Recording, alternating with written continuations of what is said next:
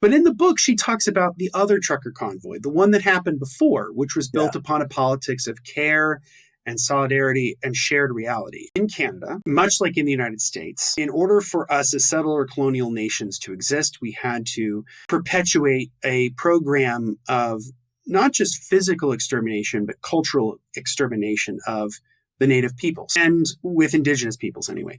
And there were a series of schools in Canada. There have also been a lot of them in the United States as well. A lot of them were run by the Catholic Church. Yeah.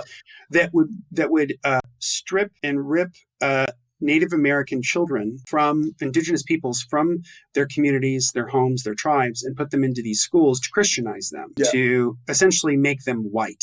And so and this has been happening as well in the U.S. This happened a lot in the U.S. as well, and there have been a lot of investigations over the last few years of mass unmarked graves of children at these indigenous schools. And these investigations have also happened in the U.S. and tons of unmarked graves, tons of children who died in the care, very big scare quotes there, of these schools, right? So it was a form of erasure, not just culturally, but physically, in that physically some of these kids died. Some of them were sort of victims of malnutrition, they were victims of violence, they were victims of disease, so forth. The original trucker convoy, the first one that happened in Canada, was a trucker who learned about all of this as part of the Truth and Reconciliation process that's happening in Canada, which is a lot more forward-thinking than it is in the U.S. He wanted to do something about it, so he started traveling around Canada, and during maybe the early years of COVID, he would stop by these communities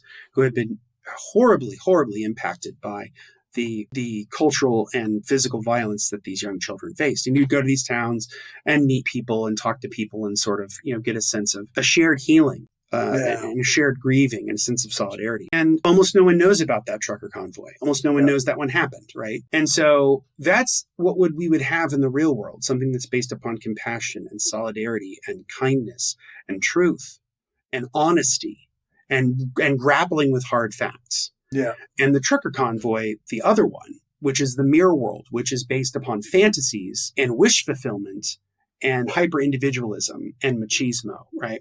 And just all this toxic stuff and a politics of exclusion and a politics of disconnection. And I think that's really what represents the mirror world, is this disconnection from reality and a disconnection from sympathy, human sympathy and reality.